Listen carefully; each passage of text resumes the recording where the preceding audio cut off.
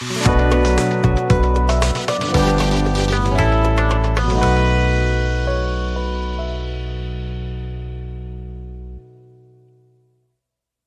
I am on Svalbard. It's an archipelago, 800 miles from the North Pole. There are polar bears and glaciers, and also the most amazing genetic library I've ever seen.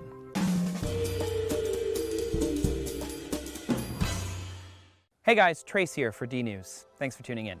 If you've never heard of Svalbard before, it's this place right here. Way up on top of the planet, far away from civilization, but Svalbard might be one of the most important places in the world. It's really cool, and we get to go inside. You know, this is quite simply a hole in the mountain. In there, you have actually 13,000 years history of agriculture. It's quite amazing. That's Marie Haga. She is the executive director of the Crop Trust, the group that oversees the Svalbard Global Seed Vault. Inside that vault are boxes, and inside those boxes? Seeds. Quite simply seeds. So normally somewhere between 300 and 500 seeds in these aluminum foil envelopes. And that's all there is. Nothing else. What is unique in Svalbard is that we collect seeds from absolutely all over the world, or countries or institutions choose to use this as a backup facility. The main reason it's so far north is because Svalbard is cold. It's got a permafrost, meaning the ground never really thaws even in the summer. Most seeds can be stored long term at minus 18 degrees, or they can keep for a long time at a temperature that isn't that cold either. But that's sort of the perfect temperature. By digging a 130-meter tunnel deep into the mountain, the vault is underneath that permafrost, meaning they only had to cool it the remaining 12 Celsius. At that temperature, the 860,000 varieties currently in the vault can be held for decades. Some wheat varieties could last 1,000 years. But aside from serving as a backup for the global food machine, the seed vault also represents something else, a genetic library of evolutionary successes. Wheat originates in, well, certainly the Middle East. Now we grow wheat absolutely all over the world. The thing is that it has taken many thousand years for these plants to move around the globe.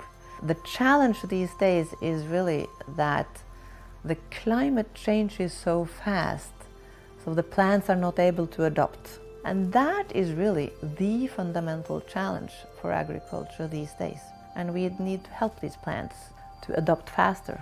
And that is why we need to introduce, for example, genes from a wild relative that can make sure that wheat can grow in funny climates with, for example, less water, or that it's able to fight a new disease that stems from climate change. So scientists are traveling the world to gather more seeds and bring those into the vault too. Because farmers don't want to grow all these crops in their fields because they need to make dollars, and they and agribusinesses will grow for yield. But when we choose yield over diversity, we lose genetic variety. We in the US only have about 10% of the variety of fruits and vegetables that we had 100 years ago.